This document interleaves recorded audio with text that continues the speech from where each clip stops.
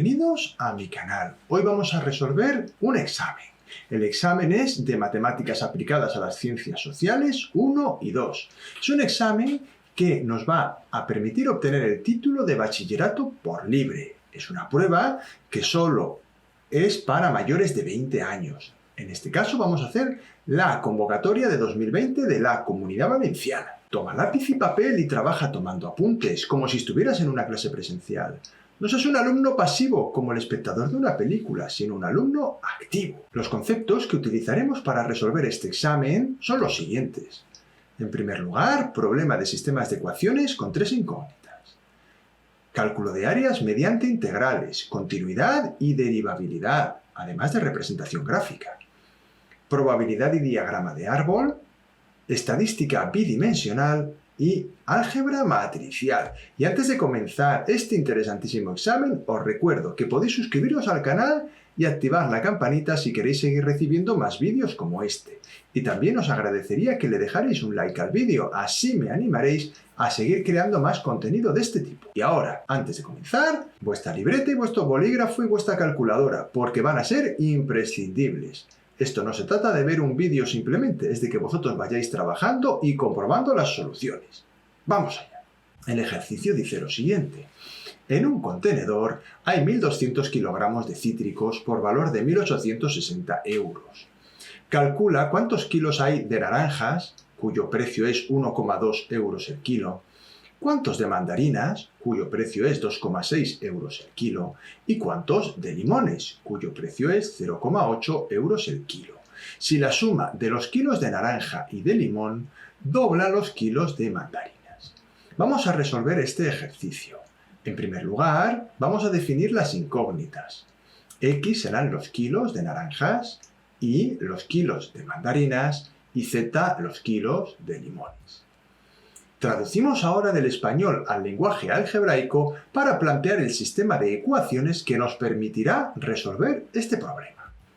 En primer lugar, nos dicen, en un contenedor hay 1.200 kilos de cítricos. Eso lo vamos a traducir como tenéis en pantalla. X más Y más Z igual a 1.200. Es una ecuación directa. La suma de los kilos de naranjas, de mandarinas y de limones es 1.200. Continuamos. Por valor de 1.860 euros. Y si observáis, nos dice el precio de cada uno de los cítricos. Lógicamente, el precio por kilo. Por lo tanto, vamos a poder escribir 1,2, que es el precio del kilo de naranjas, por los kilos de naranjas, que son X, más 2,6, que es el precio del kilo de mandarinas, por los kilos de mandarinas, más 0,8, que es el precio del kilo de limones, por Z, el número de kilos de limones, es igual a 1.860. Y por último, nos va a decir, la suma de los kilos de naranja y de limón dobla los kilos de mandarinas. Eso se expresa algebraicamente tal como tenéis en pantalla. X más Z, que son la suma de los kilos de naranja y los kilos de limón, dobla es igual al doble 2 por el número de kilos de mandarinas, que sí. Y ahí tenemos las tres ecuaciones con las tres incógnitas. Lo único que voy a hacer en primer lugar, y como habéis visto, es expresar la tercera ecuación como X menos 2Y más Z igual a 0, para escribir las tres incógnitas al lado izquierdo de la igualdad. Obtenemos ya del planteamiento el sistema que debemos resolver. Ahí lo tenéis. Resolveré el sistema, en este caso, utilizando el método de Gauss. Cualquier método que queráis utilizar, en principio, es válido, siempre que esté bien hecho. Podéis utilizar el método de Gauss, como voy a hacer yo, la regla de Kramer, utilizando los determinantes, o otros tipos de métodos que sepáis hacer. Lo importante es que lo justifiquéis bien el día del examen y que esté bien hecho. Vamos con el método de Gauss. Ahí tenemos el sistema de ecuaciones y para hacer el método de Gauss lo que yo hago es escribir primero el sistema en forma matricial. Es decir, vamos a colocar los coeficientes de las incógnitas y en la última columna situaremos los términos independientes. A partir de aquí vamos a aplicar el algoritmo de Gauss. La fila 2 será la fila 2 menos 1,2 veces la fila 1 y la fila 3 bastará con restarle la fila 1. Ahí tenéis el resultado. Lógicamente esto tenéis que hacerlo vosotros en vuestra libreta. Ver El resultado en la pantalla os aseguro que no sirve de nada. Lo interesante es que lo hagáis en vuestra libreta y comprobéis si os ha salido bien. Si alguno no sabe cómo hacer el método de Gauss, yo en mi propio canal he creado un curso sobre matrices y determinantes en el cual podéis encontrar toda la información sobre cómo realizar este método. Como ya hay dos ceros en la tercera fila, ya podemos dar por concluido el algoritmo de Gauss y expresamos de nuevo el sistema en forma algebraica. Ahí lo tenéis. Sería x más y más z igual a 1200, 1,4 por y menos 0,4 por z igual a 420 y menos 3y igual a menos 1200. Observad que al haber dos ceros me va a permitir despejar de esa tercera ecuación la incógnita y poder resolver el sistema completo. Despejamos y nos queda y igual a menos 1200 entre menos 3 igual a 400. Sustituimos el valor de y como podéis ver en la segunda ecuación y sería 1,4 por 400, 560. Yo ya lo he operado para agilizar el proceso, menos 0,4z igual a 420. Despejamos z y podemos obtener el valor de z, que es 350.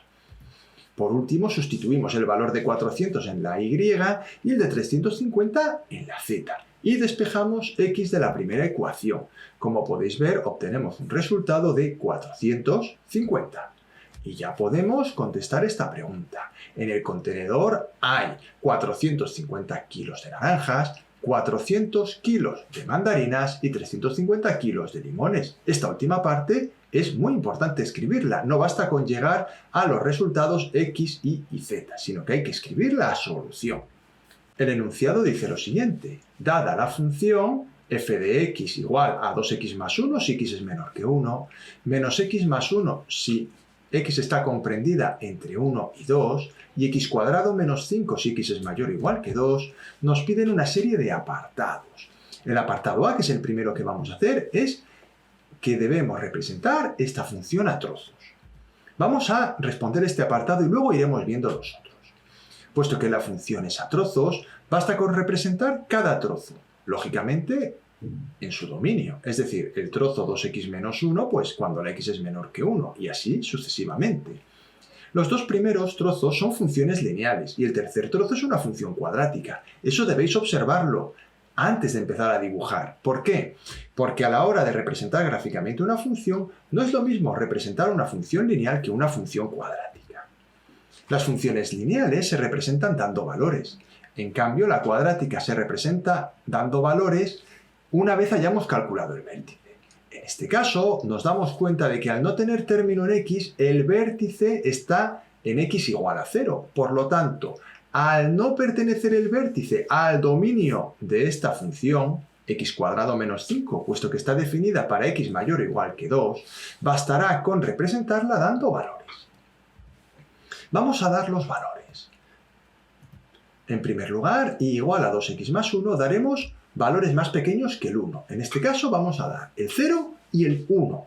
Y aquí mucha gente dice, ¿pero por qué das el 1 si el 1 no está incluido? Es verdad, pero el 0,99999 sí lo está. Por lo tanto, doy el valor 1 y luego dibujaré ese punto como una bola abierta para indicar que ese punto 1, 3 no está incluido en esa parte de la función. Damos valores también para la función igual a menos x más 1, en este caso entre 1 y 2. Como podéis ver, lo que estoy haciendo es sustituyo el valor de x en la función correspondiente en función del tramo que estoy queriendo representar. Y por último, y igual a x cuadrado menos 5, daré valores mayores o iguales que 2. En este caso he dado el 2 y el 3. Una vez dispongo de estos valores, ya puedo representar la función, que quedaría como tenéis ahí en la parte derecha de la pantalla. Vamos a trabajarla un poquito. Observad que los puntos 0, 1 y 1, 3 los he colocado. Los he exagerado para que se vea bien, porque me apura el ponerlo muy pequeñito y que no lo veáis. Como podéis ver, el 0, 1 y el 1, 3, tal como he dicho anteriormente, lo he colocado como una bola abierta. Eso significa que el punto 1, 3 no pertenece a esta función. A continuación coloco los puntos 1, 0 y 2, menos 1.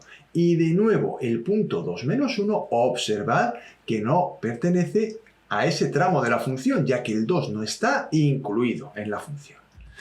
Por último, represento el 2 menos 1, que tapa justo el hueco que había antes, y el 3, 4. Lógicamente, esta última parte es una función de tipo parabólico. Lo que ocurre es que ya crece tan rápido que parece casi una línea recta. Y ahí tenéis la gráfica de la función. Le quito los puntitos para que la veáis bien. He puesto cada tramo de un color diferente para que se distinga bien.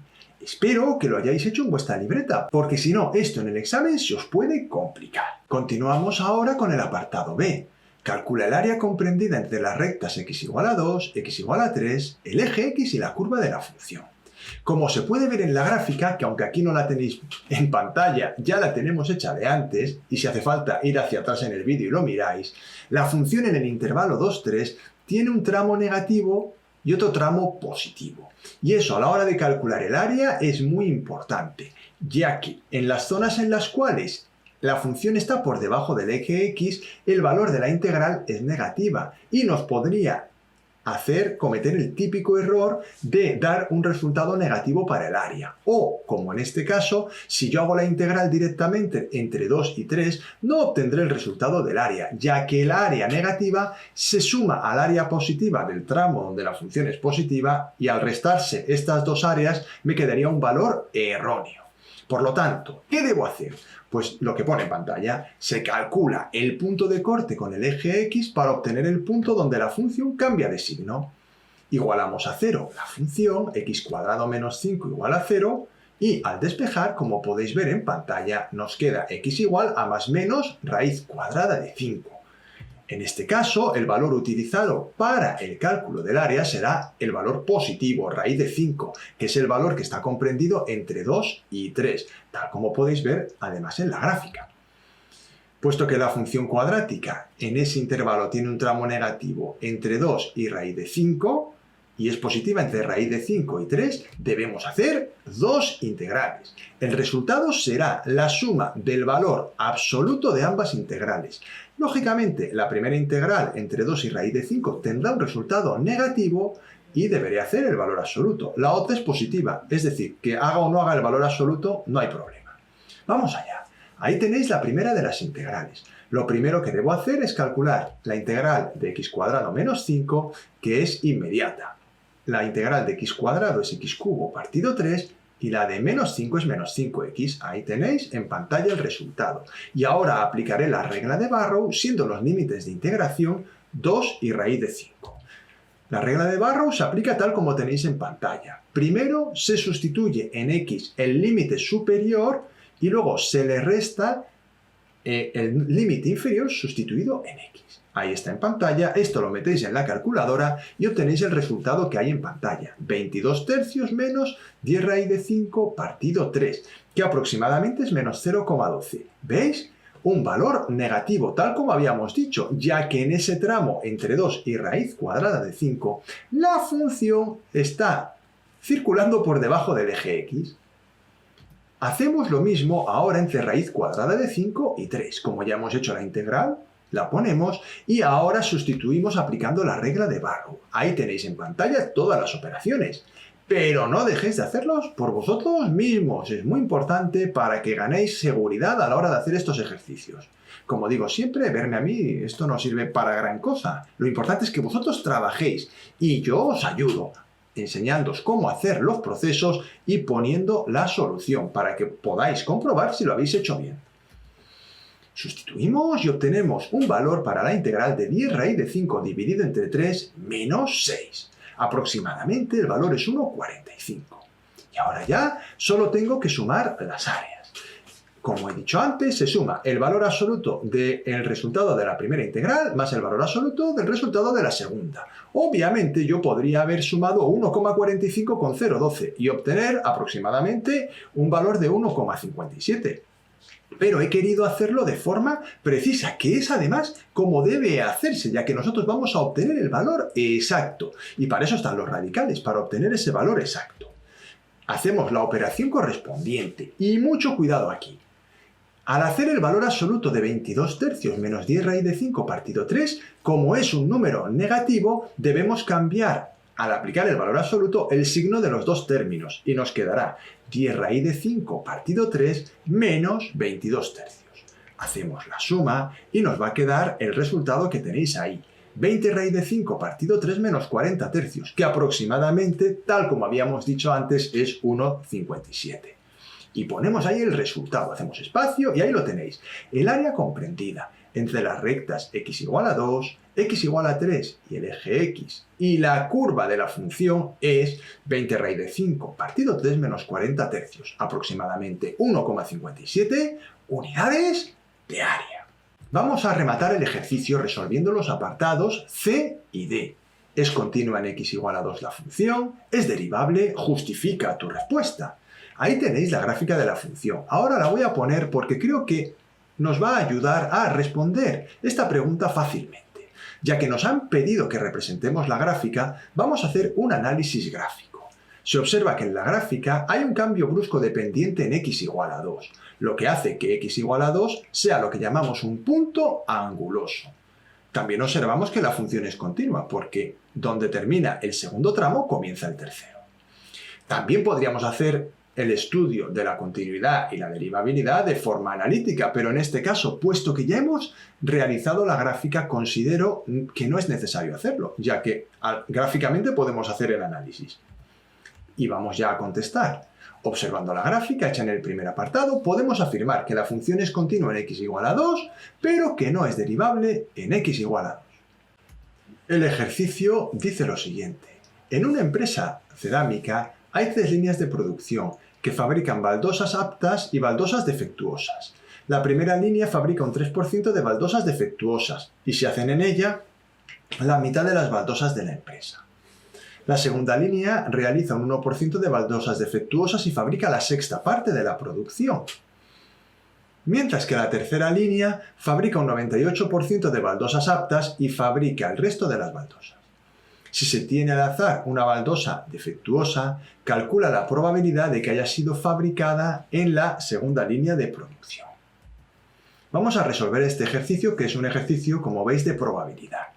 Se calcula en primer lugar la probabilidad de que la baldosa haya sido fabricada en la tercera línea, pero no la que nos pide el ejercicio, sino de que una baldosa cualquiera haya sido fabricada en la tercera línea. Puesto que la probabilidad de A más la de B más la de C, que son las 3 líneas que estamos utilizando, la suma de sus probabilidades es igual a 1, la probabilidad de que haya sido fabricada la baldosa en la tercera línea será 1 menos la probabilidad de que haya sido fabricada en la primera línea menos la probabilidad de que haya sido fabricada en la segunda línea.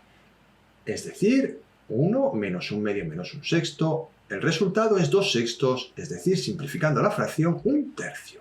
Y ahora, una vez tenemos este dato, ya podemos representar el diagrama de árbol completo. Estos diagramas de árbol son bastante típicos, por lo tanto es bueno que aprendáis a hacerlos. Ahí tenemos las 3 líneas de fabricación, la primera, la segunda y la tercera, a las que he llamado A, B y C. Y ahí tenéis las probabilidades, 1 medio para la primera, 1 sexto para la segunda y 1 tercio, que es el valor que acabamos de calcular, para la tercera. Voy a colocar ahora la probabilidad de que, habiendo sido fabricada en A, la baldosa sea defectuosa. Como nos han dicho que es un 3%, escribo 0,03. Os recuerdo que los porcentajes se transforman en probabilidades dividiendo entre 100. Lógicamente, la probabilidad de que la baldosa no sea defectuosa es 0,97. Hacemos lo mismo con la línea de producción B, solo que aquí solo el 1% de las baldosas son defectuosas y en la línea de producción C el 2% son defectuosas. Una vez tenemos el diagrama de árbol completo, vamos a responder la pregunta del ejercicio. La probabilidad que nos piden, si os fijáis, es condicionada y por lo tanto debemos aplicar el teorema de Bayes. Ahí estaría la probabilidad de que, siendo una baldosa defectuosa, haya sido fabricada en B, ahí lo tenemos escrito, es igual a la probabilidad de la intersección de que haya sido fabricada en B y sea defectuosa, dividido la probabilidad de que sea defectuosa. Como podéis ver, ahora desarrollamos la fórmula del teorema de Bayes. Ahí la tenéis en pantalla. No la voy a leer porque es un poquito larga, pero debéis conocerla y saber aplicarla. Como veis, en el numerador vamos a sustituir la probabilidad de B, que es 1 sexto, por la probabilidad de D condicionada a B, que es 0,01, tal como podéis ver en el diagrama de árbol que tenéis a la derecha. Ahí rodeo los números que he tomado con un círculo. En el denominador vamos a colocar la probabilidad total de D. ¿Cuál es esa probabilidad total de D? Ahí la tenéis escrita. Y recuadro también con círculos los números que he cogido. La probabilidad de A por la probabilidad de D condicionada a A, es decir, un medio por 0,03, más la probabilidad de B por la probabilidad de D condicionada a B, que justo la he puesto en el numerador, un sexto por 0,01, más un tercio por 0,02, que es la probabilidad de C por la probabilidad de D condicionada a C. Si hacéis la operación, llegaréis al resultado que tenéis en pantalla, 0,071, y esa es la probabilidad pedida. El ejercicio dice lo siguiente.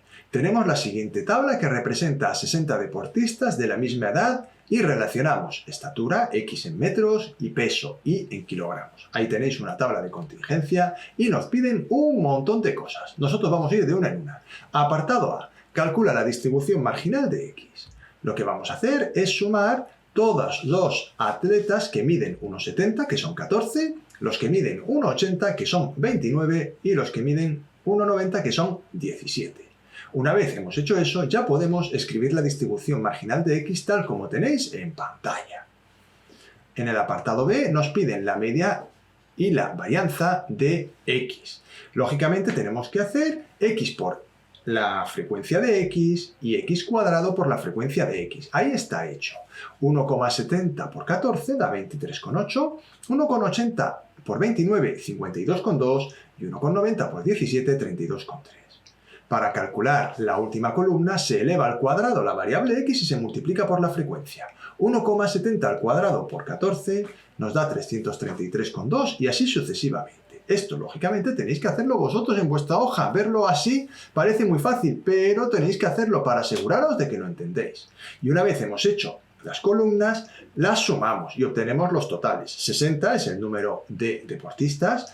Ahí tenéis los datos también de la suma de la columna de X por F de X y X cuadrado por F de X. Esos datos nos van a permitir calcular la media aritmética marginal y la varianza marginal. ¡Vamos allá! Se aplica la fórmula para calcular la media aritmética, que es la de siempre. Suma de la columna xy por fx dividido entre el número total de datos. En este caso será 108,3 dividido entre 60 igual a 1,805. Y esa es la altura media de estos 60 deportistas, 1,805 metros. Ahora se aplica la fórmula para calcular la varianza, que la represento como s sub x al cuadrado. En este caso, lo que se hace es sumar la columna x cuadrado por fx, que ya lo hemos hecho antes, se divide entre el número total de datos y se le resta el valor de la media al cuadrado. En este caso, tal como tenéis en pantalla, sería 2396,1 dividido entre 60 menos el valor de la media al cuadrado. Y obtenemos el resultado que hay en pantalla, 36,7, y si queremos poner la unidad sería metros al cuadrado. Si hiciéramos la desviación típica deberíamos hacer la raíz cuadrada de la varianza, y la unidad sí sería metros. Continuamos con la misma tabla y el mismo ejercicio, solo que ahora nos piden que calculemos la moda marginal de Y. En este caso vamos a sumar todas las personas que tienen un peso de 70 kilos, que son 5, de 80 kilos, que son 20, de 90 kilos, que también son 20, y de 100 kilos, que son 15. Y esa es la distribución marginal de Y. Por lo tanto, vamos a poder decir que la variable Y es bimodal, es decir, tiene dos modas, 80 y 90. Por último, apartado D. ¿Podríamos decir que un deportista que pesa 80 kilos y mide 1,90 es representativo de la muestra? Justifica tu respuesta. Bueno, yo he puesto lo siguiente. La respuesta es no es representativo. La altura promedio es de 1,805 metros de altura, lo cual hace que dicha altura, 1,90 metros, sea excesiva, o sea, no parece representativo. Además, si os fijáis, solo 4 de los 60 deportistas están en esas medidas, es decir, lo cual nos permite afirmar que es un porcentaje muy pequeño el de deportistas que tienen esas medidas de 80 kilos y 1,90. Por lo tanto, no es representativo. Tenemos las matrices A igual a 1021 y B igual a 0113. Apartado A. Comprueba que A cuadrado menos B cuadrado no es igual para ellas a A más B por A menos B. Apartado B. ¿Son conmutables las matrices A y B? Justifícalo a partir del resultado anterior. Vamos a resolver este ejercicio. Para contestar el primer apartado haremos las operaciones que nos proponen y comprobaremos que no se cumple la relación para las matrices. Recordamos que la relación dada suma por diferencia igual a diferencia de cuadrados si se cumple en el caso de números y expresiones algebraicas, pero no así en el caso de matrices porque el producto de matrices no es conmutativo, tal como nos piden demostrar. Vamos a calcular en primer lugar a cuadrado igual a A por A y como podéis ver obtenemos un resultado que es 1, 0, 4, 1. Hacemos lo mismo con la matriz B, B cuadrado igual a B por B, y al hacer la operación obtenemos la matriz 0, 3, 3, 10. La restamos tal como tenéis en pantalla, término a términos, y obtenemos la matriz 1 menos 3, 1 menos 9. Lógicamente esto tenéis que hacerlo vosotros en vuestra libreta y aseguraros de que sabéis hacerlo. Por otro lado, A más B es igual a la matriz 1, 0, 3, 4, y A menos B es igual a la matriz 1 menos 3, 1 menos 2. De manera que yo ahora si multiplico A más B por A menos B, obtenemos una matriz que es 1 menos 3, 7 menos 17. Con lo cual podemos afirmar que no son iguales. Y un comentario, puedes repasar matrices en mi curso. Ya lo he dicho en el ejercicio 1 y lo vuelvo a repetir ahora. Dejaré un link en la descripción del vídeo para que vayáis allí y podáis aprender esta parte del temario si es que ahora al ver el vídeo no os habéis enterado. Que es posible, pero yo aquí no puedo estar explicando toda la teoría de matrices. Yo lo que he hecho aquí ha sido resolver, y además un poco rápido, el ejercicio para que veáis si lo tenéis bien hecho o no. Lo dicho, si no lo habéis entendido bien es porque no sabéis operar matrices, y os espero en mi curso. Ahora, para el apartado B, ¿son conmutables las matrices A y B? Justifícalo a partir del resultado anterior. Obviamente no son conmutables, ya lo he dicho. Si se desarrolla matricialmente el producto A más B por A menos B, podemos comprobar que si fueran conmutables las matrices A y B, respecto del producto, la igualdad se cumpliría. Observad, yo voy a multiplicar A más B por A menos B, y me queda A por A menos A por B, más B por A menos B por B. Esto lo he podido hacer porque el producto de matrices sí cumple la propiedad distributiva respecto de la suma. Pero ahora observad ahí, nos queda A cuadrado menos AB más BA menos B cuadrado. Observad que he puesto menos AB más BA en negrita. Si el producto de matrices fuera conmutativo, esa operación provocaría que los términos menos AB y más BA se cancelaran y obtendría A cuadrado menos B cuadrado. ¿Qué ocurre? Que no es así. Y por lo tanto podemos afirmar que el producto de matrices no es conmutativo. En el caso al menos de estas dos matrices. Porque si es verdad que puede haber algún caso concreto, sobre todo cuando una de las matrices es la matriz de identidad, donde sí sean conmutativos. De forma general no lo son. Y en este caso concreto, para las matrices A y B, tampoco. Y con esto queda demostrado que el producto de las dos matrices no es conmutativo. Y hasta aquí ha llegado el vídeo de hoy. Espero que os haya ayudado a resolver las dudas que pudierais tener. Ya sabéis que si queréis seguir recibiendo más vídeos como este, podéis suscribiros al canal y activar la campanita. Y no dejéis de darle un like al vídeo. Me anima a seguir creando más contenido de este tipo y además me ayuda a que se difunda este material. Y no dejéis de compartir esto con los compañeros que sepáis que están preparando estos ejercicios. Muchas gracias por vuestra atención y nos vemos en el siguiente vídeo.